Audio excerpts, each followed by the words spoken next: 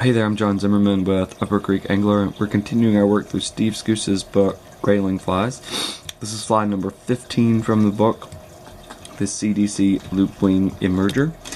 And I've got some number 8010 Vivus thread in the vise. And we're going to tie this in a yellow mayfly color spectrum.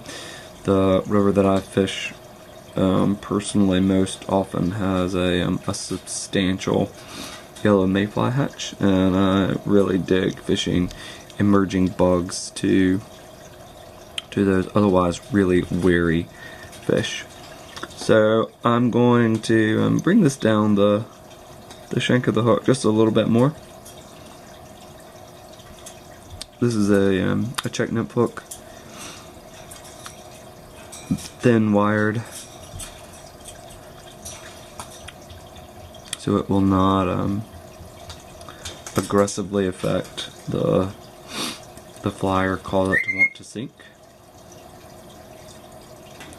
I'm going to add just a drop of super glue to the thread to really bond this turkey quill, turkey bite down.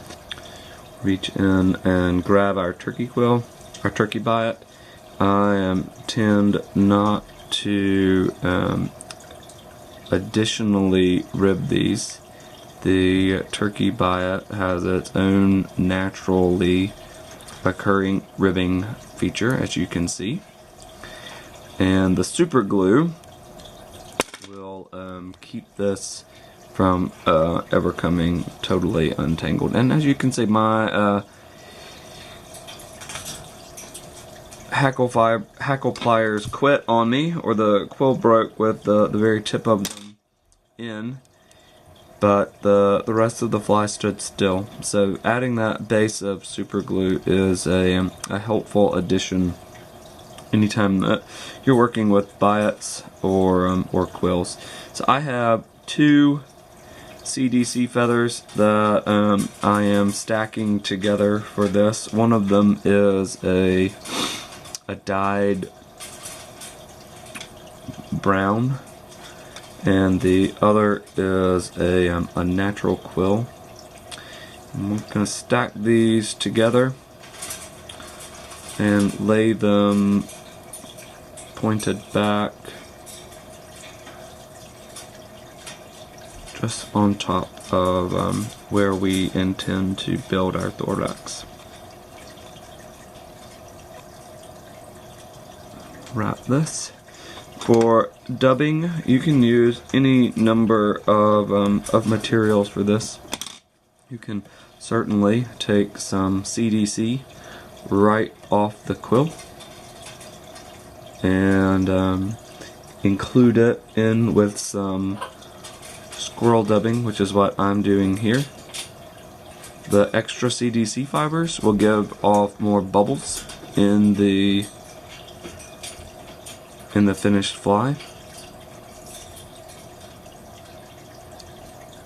And so now we'll just wrap this thorax, and we'll be able to pull a lot of these down. And now what we're going to do is we're going to pull the CDC feathers over and push back just to create a loop. That's why it's called a loopwing. So we're creating just a little loop there. And then we'll come in and lash these guys down.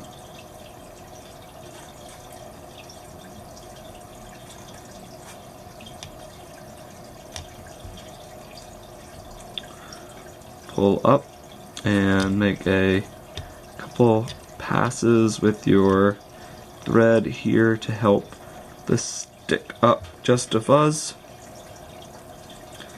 and we'll reach in and tie this fly off. This is fly number 15 from Steve Skuce's book Grayling Flies, the CDC Loopwing Emerger. It's a great pattern anytime there are emerging bugs on the river.